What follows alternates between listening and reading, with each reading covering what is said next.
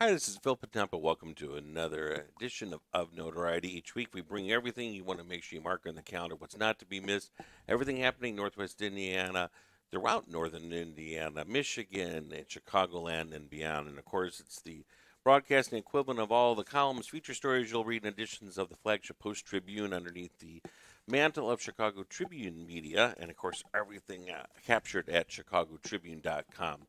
Couldn't be here without the generosity of our underwriters and our supporters these past 8 years, the folks at People's Bank, the Legacy Foundation, the Indiana Arts Commission, all of them, and their generosity make our broadcast possible each week. Some of you are tuned in through a traditional radio dial. Others have the added advantage of everything that's happening in our studio. So you have the visual capabilities brought to you from our Strachan Van Til studios. We come to you from Hammond, and on this date, which is today, we have, it is... Give me a reminder. It's 23rd. It's 23rd. All right, so June is quickly slipping away. In case it's a rebroadcast, you'll want to make sure that today's interviews are captured on June the 23rd. The official summer start began over the weekend. Again, some of you have the added visuals of what's happening here, including if you're tuned in, you see a beach ball entering the scene here. So we have a beach motif going on. That means that you have the advantages of Jed TV, or you've caught us on some streaming platform, so you can see all the fun that happens. Fun is the key word for today as we talk about the start of summer. Indiana Beach, a favorite destination of mine over the past 50 years, ever since I was just a youth and waiting for the summers to come, to know that Indiana Beach of Monticello, Indiana, Lake Shafer, or perhaps you call it Ideal Beach still, was always on our calendar, usually around the July and August days for birthday celebrations, and every day is a celebration there. Joining me, I have some co-hosting duties here with Luke Miiller returning again. Thank you. Good morning. Good morning. And we have experts on Indiana Beach that are on our batching blue sofa couch, not couches. Now we have armchairs. Chuck Pullen, and also we have Tony Panek, both who have done live remotes from Indiana Beach. Chuck spends a good part of his summer there as well.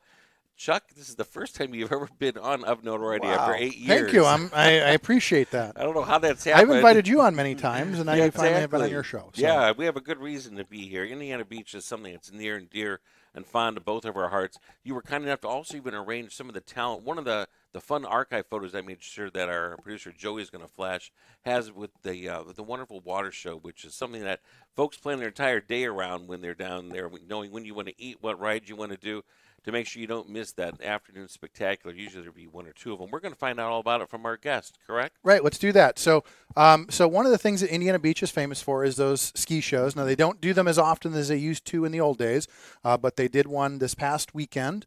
There will be another one on July 26th and another one on August 23rd. But what let's do is let's bring in Tracy Patrick. Tracy is one of the skiers. Good morning, Tracy. How are you? Good morning. I'm good. So we were just talking about your ski show this weekend. So tell us a little bit about the Lake City Skiers and what it's like to ski at Indiana Beach. Okay. Well, the Lake City Skiers is a not-for-profit. We've been doing this since about 1989, so about 36 years. And we love going to Indiana Beach. It's a lot of fun. It's really cool. We have a great audience there, and really thankful we get that opportunity. So, yeah, it's awesome. Yeah, we have a great time. So we're playing a video underneath you. This is from last year. So one of the neat things about Indiana Beach, the way it's laid out, it's basically a boardwalk. So when you get there, we get to see, like I said, we're showing a clip from last year. The neat thing is you can basically pick a spot along the boardwalk and watch the ski show. Tell people a little bit about what happens during the ski show. What do you guys do? How does that work? We try to put on a really good exhibition, keep it about a half an hour long, but We do some ballet, which is all girls on a slalom ski. Do some tricks with that. We do some pyramids, which are really cool out there on that nice, fun water. We did 2-3 tiers this last weekend, which were successful and great. Do a little bit of barefooting, some jumping, and I think the best part is when we get to ski underneath the tunnel and go right up and wave at everybody. Your timing was perfect. We just showed a clip of that. Awesome. Yeah, but yeah, well, I do swivel skiing, and I found out one time you can't turn backwards in that tunnel because I fell. So I tried, to entertain, but it didn't work out. But yes, no, we absolutely love it. It's great Tracy, sight. I'm curious, from my youth, and Chuck might remember this as well. A part of the ski show would be kind of a pre-show, which was just some silly guys that were almost in the form of clowns, just out on those platforms goofing around to kind of entertain, because people start lining up to get prime spots at least 45 minutes early a lot of times. Is that still a part of it, or no, it goes right straight to the show and to the music and the choreography? Well, our announcers this year did not make it out in the platform. I'm not sure what happened there, but I know what you're talking about. We have done that in the past. Yeah. I've been to every Indiana Beach show that we've had except for one. And honestly, we've usually gone out on that platform, but our guys are still really entertaining there. But I think there was something going on there that we didn't get that done this time. But yeah, they're characters on the stage for sure. They try to keep people entertained. Seems like people just love them. And the crowd there is awesome. They love what we do. Everything we do. I had a little girl in the crowd. I was coming through when we got done and giving everybody high fives, and one of the little girls came up to me and she goes, "I loved watching you." It's just so cool. All the kids are so entertained. They're totally entertained by it, so it's great. Tracy, I'm watching the video here as we do the show, and yeah, one part was like a 12-person pyramid. Yes. It was crazy. How long does it take to master that? I mean, that seems like it takes a lot of time to practice. Yeah, you do need to practice it a lot. We practice on land in the winter. Okay. A lot, and then even in the summer we get out on land, and then we try to just take it to the water. And I mean, to me, I like water practice better because water feels a lot better when you fall in. Of course. But no, it does take years of practice. The people that we had out there this weekend, like I'm a veteran skier, I've been doing this for years, but a lot of the newer kids were there. We have a couple of newer ones, and they've just been doing it a couple of years, and they're doing great. Amazing. Yeah. And a question for Tracy or for Chuck. What's the lake level like this year, and also the water temperature? Right now, the water temperature is great. This heat has really turned that on. Last night we had a show, and it was perfect. It was absolutely perfect. I think the level. So Tracy, just real quick, yeah. There was some issues last year where the water was especially high. It caused some flooding and some damaging. But no, lake levels are back to normal. Good. So a lot of people that live upstream and stuff like that, the levels are back to normal. Yeah, it seemed great. It was great. Yeah, the water was great. Absolutely great. And then I know that you've got to prepare and rest up for probably shows happening either today or throughout the week here, despite the heat here. Any final things you've got, Chuck? No, we just wanted to mention, so the Lake City Skiers will be back in July, on July 26th, and you always do 2 shows, a 12 p.m. and a 3 p.m. show. And remember, these are all going to be in Eastern time. So you got 2 shows in July, and then 2 shows on August 23rd as well. So thank you so much for joining us. Yeah. It's always great to have you guys out there, again, keeping that one of the neat pieces of Indiana Beach history alive. We appreciate that. Thank you so much. That opportunity. Next Thank time we you. see it, we'll be Thanks, waving from you from the boardwalk. Thanks, Tracy. Yeah, that's definitely a part of when we were talking about the history of Indiana Beach. What season are they in now, Chuck? So this will be the 100th season, Wow. but not the 100th anniversary. That will happen next year when you know your math. So it's been a point of contention, but this is the 100th season. But next year we'll be celebrating the 100th anniversary of Indiana. And you've been around for about how many of those? 104. There you go. But does that have anything to do with, did it close during COVID or no? It's still open for people to walk around. So here, let's go into that real quick. So what happened was, going into COVID, it had changed hands several times. The Spackman family originally started it and owned it for many years, and they sold it to a company.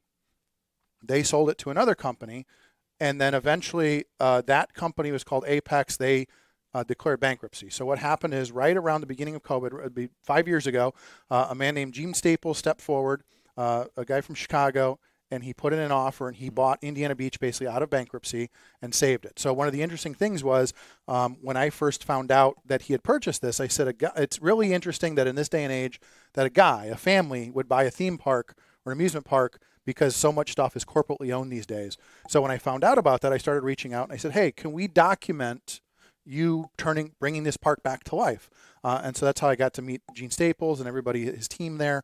And so, yes, so he's been running it for about 5 years now, and put a lot. I mean, I think that's part of what happens is you have these old-fashioned sort of family theme parks, amusement parks. I have to be careful. It's not a theme park; it's an amusement park, and people expect it to kind of have a certain charm to it. And a lot of times when corporate comes in, they like to change things around. And so one of the great things, one of the biggest compliments we hear about Gene Staples and his team is that they're bringing it back to what people remembered. Again, when you have a park that's 100 years old, you have multiple generations. I meet people, so many people there. They say, I met my husband and wife there, working there. My family's been coming for 50 years. You see, family reunions, and you really have to, take that in mind. You want to keep that spirit of Indiana Beach alive. That's how I always tell people. I said, however you remember Indiana Beach, it's still like that. Gene is the hero of the story, and you are too, Chuck, because you're the one that's helping drive so much attention to marketing and publicity. And I know Amy and yourself and the family spend a lot of weekends down there, including the entertainment headliners, which Joey's got a great old-fashioned panel.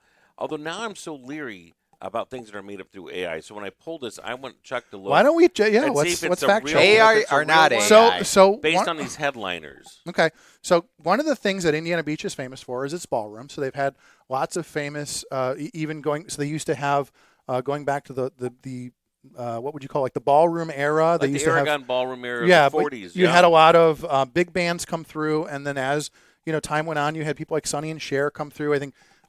Pull up the list if you have it. The real Sonny and Cher. The real Sonny and Cher, Wow. the Yardbirds were there. Wow. They had lots of people come through, and there's actually, there's if you go to the museum, there's actually a T-shirt that has been fact checked that has Oh, the whole list really? on there. But I know a lot of people that come through. They do a lot of cover bands and things like that now, and they talk about that quite a bit. Tony, get me one of those when you go down. They pay Here homage. it is. Is this So here real? you've got the so Janis Joplin, Wow, the Who, look and at Jeff. So I don't know about the Beach Boys. Maybe that's true. That was the one I 1963? thought was true. I was not sure about Janis Joplin. So Janis Joplin has been there. I will have to fact check that, but that looks accurate to me. I don't know all the dates, but yeah. So those are again that used to be how before the days of big stadium shows, a lot of these bands used to literally the kind of the idea was they'd be traveling from Indianapolis to Chicago, and they'd say, hey, you want to stop at Indiana Beach on your way through, make a few bucks, Sure. do a quick show.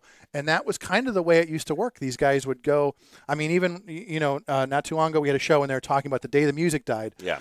Those guys were going to, was it Iowa, a little ballroom in Iowa, Right. and going to Minnesota or whatever it was, going from little ballroom to little ballroom just to make a few dollars. It's another whole show, but I scratch my head when I think that the Beatles played the Indiana State Fair back when they were first booking appearances. You never know who's going to really get famous until they hit the ground, so things are booked a year in advance. So that was one of the urban legends, was the Beatles were in Indianapolis, and somebody had said, asked Mr. Spackman, do you want these kids, the Beatles, to come play at Indiana Beach? And they asked for too much money. He said, I've never heard of them, and they're not worth it. So the Beatles passed by Indiana Beach because they didn't want to pay. But again, like you said, same idea. I never heard of them, and then I guess maybe that was right around the Ed Sullivan time and things like that. But he said, it's not worth it. You saw those prices, $3.25 I to couldn't see see that from here. Is to that see what the it was? Who and Wow. Janis Joplin. You can't even see a cover band for that price anymore. It's Right. insane. Yeah. No, you can't. We're talking about Indiana Beach. The voice you had earlier, we had an interview with one of the performers that are with the ski show, one of the landmarks and signatures, part of the entertainment. Up and down that boardwalk, Monticello, Indiana, Lake Shafer, if you know it from old postcards of Ideal Beach or Indiana Beach. Over the years, stranger, we never did so much the beach part of it. We wanted to do the mini golf. We wanted to do all the rides. If you've not been there or not been there for a while, Chuck, for the folks that are tuning in, be it viewers or be it listeners, what I'm most amazed about is the engineering and the design of how they make the most out of a limited space when you are landlocked by water. And a great shot, Joey, to put up is the old-fashioned Model T car. Many of the rides intersect, which as a kid I was amazed at. Well, and one of the interesting things, again, one of the jokes was when they had, so again, Lake Shafer is there because of the dam. I think it's Norway Dam. NIPSCO has a dam there, and that's what created the lake. And so kind of the joke is every once in a while they have to lower the lake levels to do maintenance on the dam. And whenever they do, Indiana Beach just kind of built out a little bit further. So a lot of the beach, when you look at it, is built. So the new coaster, if you see some of these videos we're seeing now, a lot of it is built on the lake itself. So they put pilings in there. And so to your point, the beach itself is actually very narrow, and they've sort of built out from there.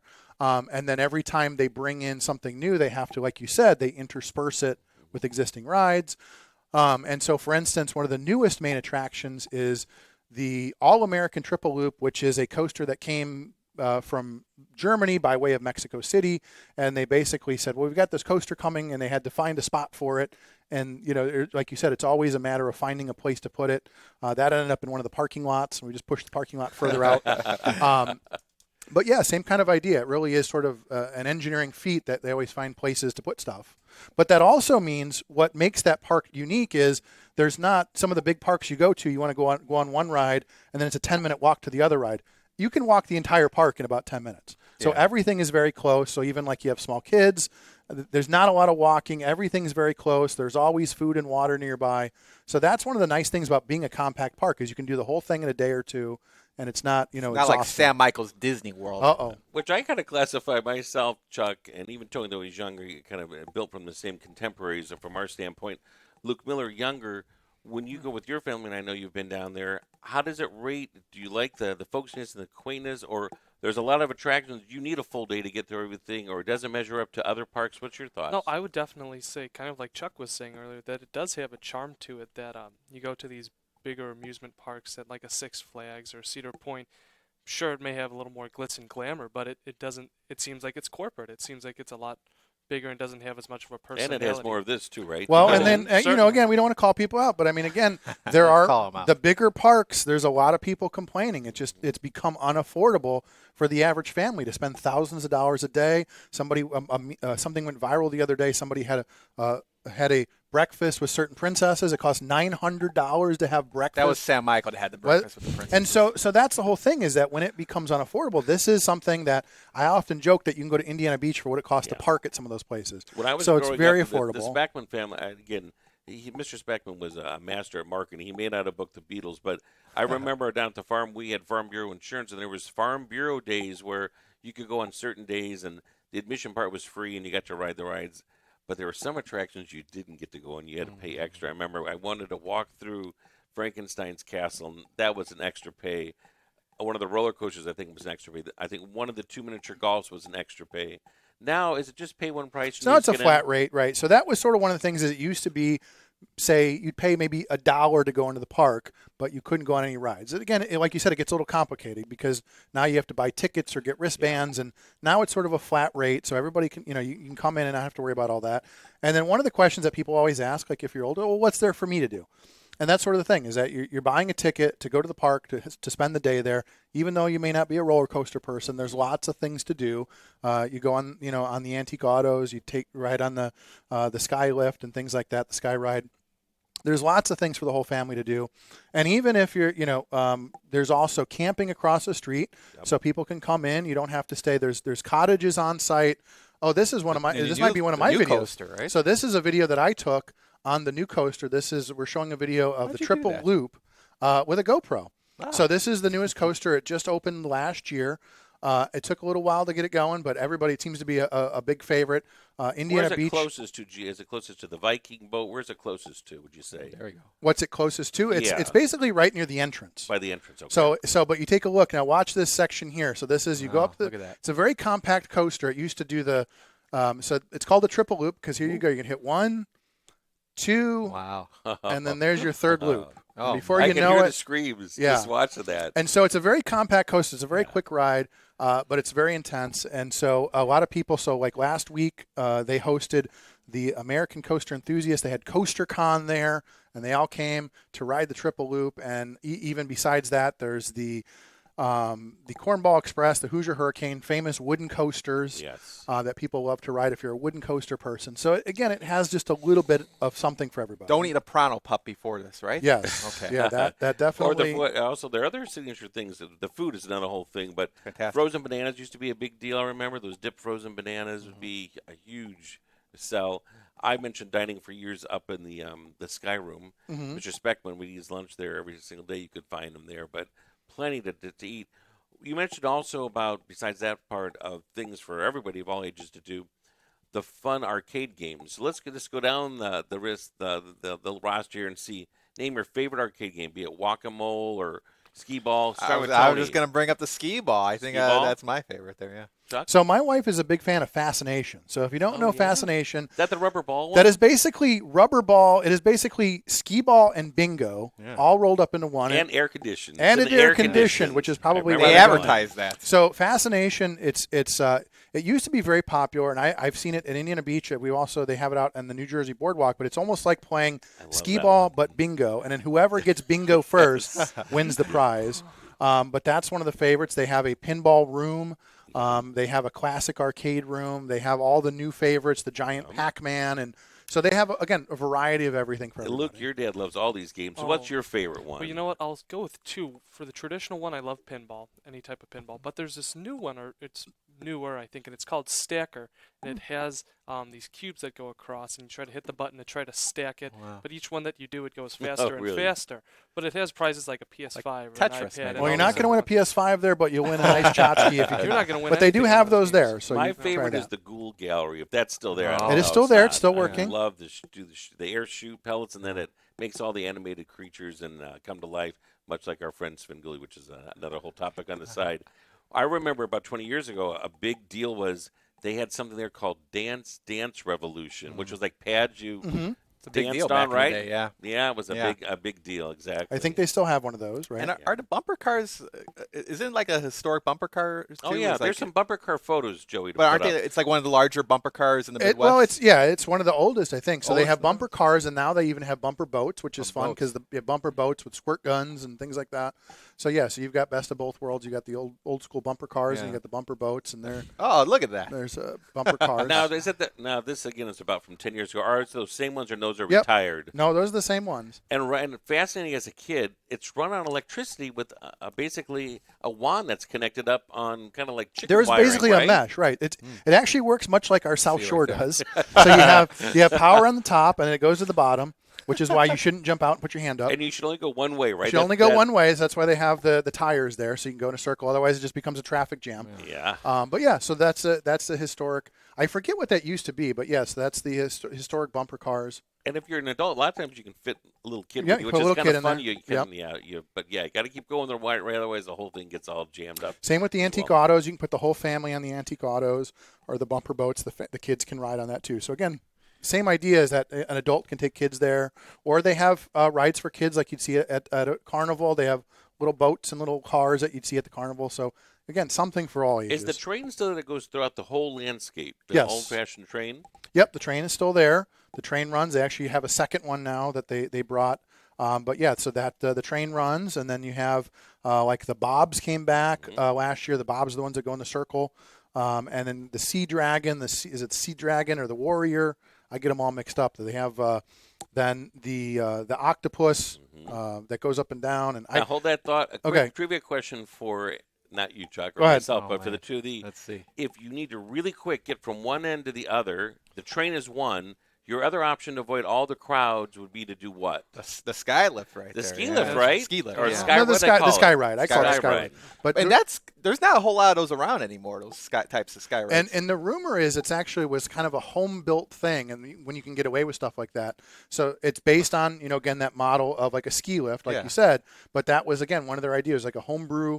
But it's a great way to get across the park. I always say if you want a taco or something like that, you get on it, go get a taco, and go back the other way. all the taco just falls. Yeah, the taco stand is another signature Yeah. item that everybody loves to go there for those tacos. Right. And my mom, a big fan of the Shafer Queen. You take that Yes, riverboat on the lake. It's a yes. great view of the whole park, and it's just amazing. The people that live on that lake, when Gene, I was always wondering about this. If Gene never stepped in and saved the park, they would kind of just be looking at an empty amusement park right now. Okay. So it's great that Gene saved it. As we wrap up, one more fun trivia question, not for Chuck, not for Tony, but for Luke, because he's the youngest here. There is not an animal feeding zoo there, but there is one feeding option. Oh yeah, Well, it's Don't help it's him. the carp. he knows. Yeah. it. The carp, Yeah. right? A bag of popcorn and all those carp right there around the edge of the pier, and they just go crazy. How does that work, Chuck? Science? They just show up? That's science. No, it's interesting. So I think it's part of what do you call it, like genetics or something like that. It's sort of now ingrained in the carp. It's funny because it started with people, like you said, the popcorn machine was there. People would feed them popcorn, and even now you come. And even I was joking. You come early in the season, they're already there looking at you. I said, "Sorry guys, I got no popcorn Because now for there's you." fancy pellets. You can just So get a you can buy handful. pellets, or even I bring down some of my koi food in a little baggie, and I feed them some real food instead of popcorn. But yeah, again, it's sort of one of those things. Just generations of carp now just know to hang out in that spot, Absolutely. and somebody will feed them. Have you named them all? I've named some of them. Okay. Yes. Speaking of Joey, have you ever been to Indiana Beach? I haven't lived here that long, but no, I have not. Hey. I will say that when Chuck was describing it, though, it does give me the vibes of We Just Bought a Zoo with Matt Damon, how he's kind of keeping it like local and true to itself. That's and right. I kind of love it. So, I mean, the way you guys are talking about it, I might as well Do go a and field see what trip it's like. there, and it's very affordable, and you can get there how quickly on I-65, would you say? I-65, but 90 minutes or so, depending on traffic. You plan around traffic, but yeah, about a 90-minute drive. Different time zone? Different time zones. Just remember, it is Eastern time. Okay. So keep that in mind when you go. So everything on the website. So like for instance, they're open 10 to 9 Eastern, things like that. But always check the website. They have price specials. I always say going during the week is a good time because you'll have smaller crowds. But you'll be able to get a better price sometimes and things like that. But and it used to be they closed Labor Day weekend. Is that still true, or do they go farther into the fall? So they do go. I'd have to look at the schedule, but I do know. So there's kind of a new thing that they're doing. It's called hops and coaster drops. So I always say if you are an adult that wants to go to an amusement park, but you don't want to deal with all those pesky kids, you can go. So it seems like a weird idea to have adult beverages in theme park, but it works really well. Here, let me pull up the date on that. So that is basically the last big event. And IndianaBeach.com, very easy. IndianaBeach.com. This This will be September 6th is Hops and Coaster Drops. It's kind of the last event of the year. So that's right around that Labor Day weekend. And then to sort of tag team on what Joey had said, and it is so true, you would not believe the amount of wood that is throughout there because it's so old school. It has to be a constant upkeep to be painting and scraping, and everything is kept up so pristine. So, again, my compliments to Gene and the team. They have full-time painters. That was one of the jokes when I first went down there. There was a guy, every day he had a different 5-gallon bucket. I said, "What color are you using today?" He said, "I got red. I don't know." So, and then that was the thing. Chuck, you should have been a guest of this show long before. Please come back again. It's been so much fun. I appreciate it. I know it was an earlier day because you filled in that earlier. And again, for all of you out there, we're capturing this on the 25th, did I say? 23rd. 23rd of June. So if it's a rebroadcast, just know that Indiana Beach is open throughout your summer fun, and it looks like Joey's going to do a pilgrimage down there as well, so that's a good plan. And thank all of you. So Tony Panek and Chuck Pullen, co-host also Luke Miiller for being here, and as well as our producer. No matter where your day takes you or when you're hearing our broadcast, we look forward to seeing you again next week.